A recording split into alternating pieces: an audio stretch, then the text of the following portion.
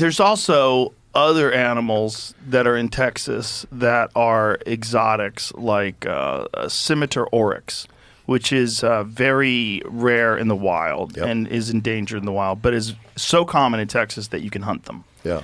And they have them on these enormous ranches, 30,000, 50,000 acres, and they're wild, but they live wild.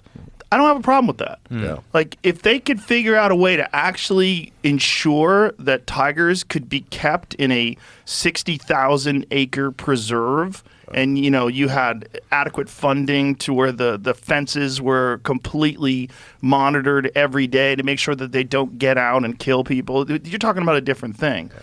But what you're mostly getting is small enclosures of tortured animals who are fed cold meat. And that is not what they want. It's not what nature intended them. They're the cleanup crew. They're everything that has a limp, anything that's slow. They keep populations down. They make sure there's not an overpopulation problem of ungulates. That's what tigers do. Yeah. That's what they do in the wild. And so all of their instincts, everything, their essence of their being is all stifled by being captive. We were talking about giraffes, that they're the only animal that I don't have a problem with at the zoo. Because they're so chill. Yeah. They're so chill. Babies feed them.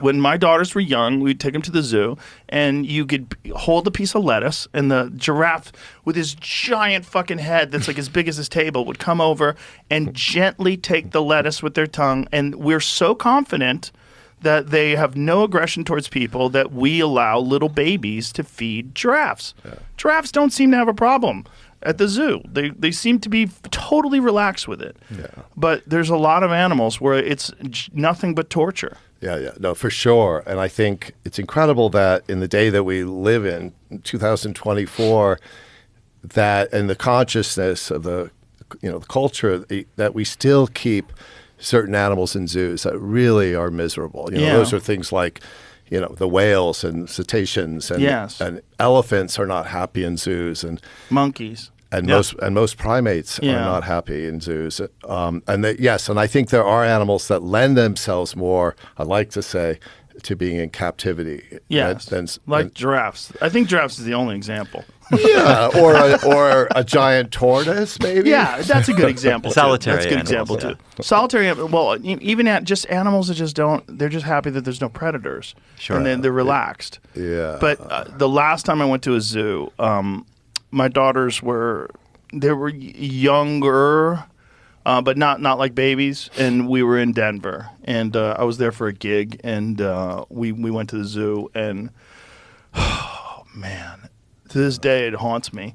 Yeah. There's this primate enclosure, and this one monkey was just screaming, like in agony, like being tortured, just holding on to the bars and screaming because he was by himself and just this tiny little cage, and there was nowhere to go, and people were just staring at him all day, and he was just losing his fucking mind. I'm like, I don't want to do this anymore. I can't, because I felt super hypocritical because I've always had like an issue, because it's animal prison. It's animal prison for animals that did nothing wrong. I was at the Singapore Zoo once, which is a good zoo for zoos in Asia. It's one of the best zoos, maybe the best zoo, along with the Taipei Zoo. But there was a polar bear at the Singapore Zoo. This is like 95% humidity, 90 degrees, and it was green because it was covered in a film of algae. And so the polar bear was literally a green.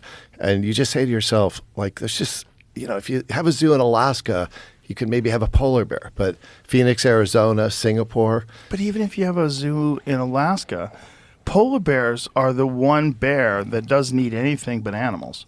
So polar bears are extraordinarily predatory, and they have hunting instincts. Yeah. So all day they just want to roam and hunt. Yeah. And I drove limos for a while, and I had this gig once in New Hampshire, and I was on my way home, and I stopped just because I had to do this job where I dropped somebody off. It was a few hours away, and on the way back, I got lunch, and I saw this zoo. So let me just check this zoo out. And I went to the zoo. There's this little shitty zoo in like somewhere I think it was in Massachusetts.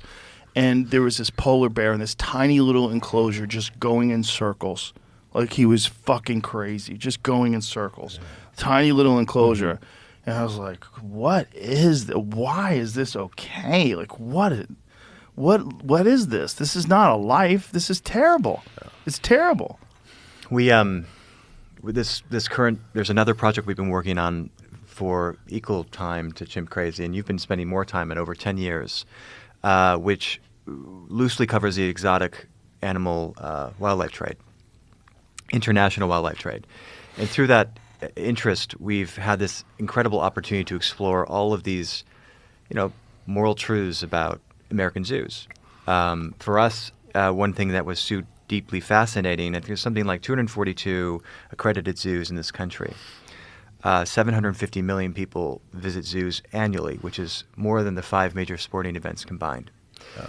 Wow. The way in which zoos function, it's like the 80-20 rule. There's 5 or 10 that contribute the majority of the income that cover most of the zoos, and they run like entertainment complexes, like amusement parks.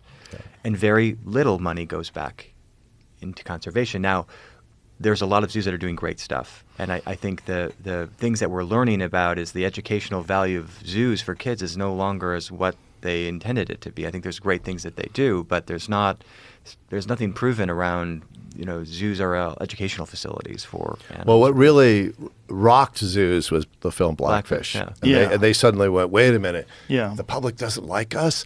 And they started putting into effect all these kind of new programs for animal welfare, and particularly for bears, like polar bears, like what you just mentioned. And they have a new word, it's not so new anymore, called enrichment, which means that you give a bear something to do so it doesn't do what you were just saying. You put their food in ice so they have to work to get it out. You put their food in a ball. You make them have to do things. But, that was the big shakeup for zoos in terms of animal welfare. And now, of course, it's still evolving, and zoos are scared when they see Tiger King and even Chimp Crazy. But Joe's daughter's grandkids will still see orcas at SeaWorld. Do you think so? Yeah, I mean, because they live a long time. They live a long time, and the SeaWorld, maybe not granddaughters, but okay. But I say it more. Yeah. I have little boys. I have a 4-year-old and a 1-year-old, and I think it's particularly interesting to kind of go through this experience because they're obsessed with animals, and you're kind of educating them on these kind of moral issues surrounding animals, the anthropomorphic characters that are created to describe the feelings and where they should live and how they should feel. And kids relate with them in some form of a bridge to humanity, I believe. And we, you ask this fundamental question when you go to the zoo, hey, where did all the animals come from? No one really begs to think that question. Well, where he's going right now is the sort of a big part of our next documentary, which is about the illegal animal trade, but also zoos were complicit in that for a very long time, maybe still.